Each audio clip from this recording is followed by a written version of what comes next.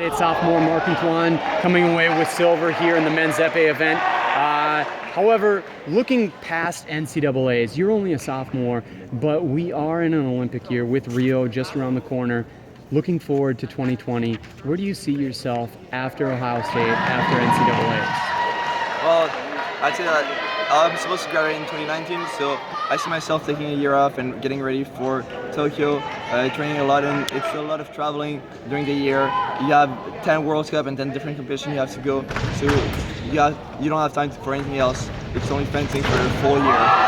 And so you hope to graduate in 2019 and have only fencing to focus on leading into the games in 2020? Yeah, exactly. So after that, what will your training environment be, or what is it currently that allows you to have the success on both NCAAs and internationally? Well, I'd say first of all, incredible teammate that make me push myself harder and harder every day to be able to compete with them. I have a couple of guys that are incredible on my team, and every day is a struggle practice. You always have to work the hardest, else they're gonna crush you. So that helps a lot, and also our coach from OSU and from home to do an amazing work for me, helping me improve myself.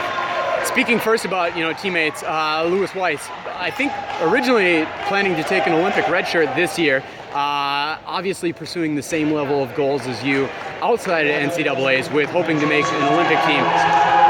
What does that do to motivate you and help increase your level of fencing, having someone who has their sights on the exact same goal? Right, it helps us because we both want the same thing, so we are both going to push each other up to both realize it, because if we can do it together, it'd be amazing. Now outside OSU, obviously you guys, as a Big Ten program, sports are a valued thing, great resources there. How about back home in Canada? Where are you training? Who are your coaches? And what types of things are you doing to constantly improve? Well, back home is actually an incredible club. I started there at my high school, and it's one of the best club in the country. Which club? Brebeuf in Montreal. And it's actually really hard. The coaches are amazing. They led plenty of athletes to the Olympics, and our teammates are really strong there, and the facilities are also incredible. Speaking of the coaches for a moment, who are the coaches or your personal coach perhaps that you work with, and what are areas of focus within your training? Well, back home is Jacques Cardin is my coach. With him I mostly work the distance and the footwork, and at OSU it's Sasha Smerdin, which is more about the blade. So I think together it completes really well, since they make me work different things that improve me in multiple ways.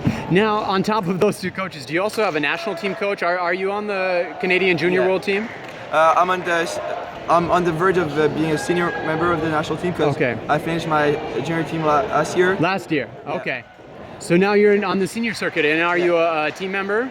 Actually, I am. I'm actually fourth in the country. Okay.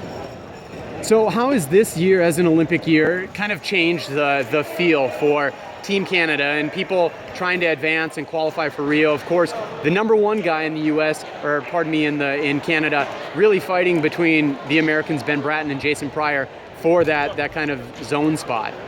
How does kind of that increased intensity help you as a competitor looking in that direction? Well, I'd say because every fencer gives their maximum, because they all want to qualify, and so you go to World Cups and the level is incredibly hard. And for me, this year was not about getting into a national team or making the Olympics, but more about learning and getting experience from that.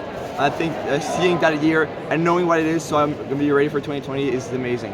And Canada, of course, having a great World Championships performance in 2015, finishing ahead of the Americans and also some other strong teams. Were you at the Senior Worlds? No, I wasn't. I didn't qualify that year. Okay. So with that, how much motivation does that give you about going forward for that senior squad and the growth that your team has?